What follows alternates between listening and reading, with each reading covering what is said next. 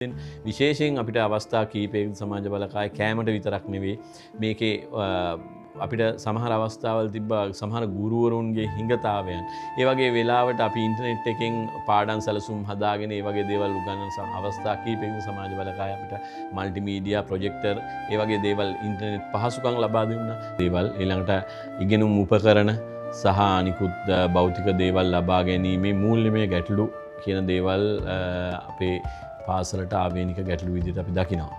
සමහර දරුවෝ විශේෂ දක්ෂතා දක්වන විශේෂයෙන් කොළඹ කලාප තරඟවලදී ඉංග්‍රීසි භාෂා තරඟවලදී අපේ දරුවන් ජයග්‍රහණ ප්‍රථම ස්ථානය දිනාගෙන තියෙනවා. ඒ වගේම අවසාන වශයෙන් පැවැත් වූ වොලිබෝල් තරඟාවලියේදී දකුණු කොළඹ අංක 1ට එන්න පුළුවන් වුණා අපේ පාසලේ දරුවන්ට.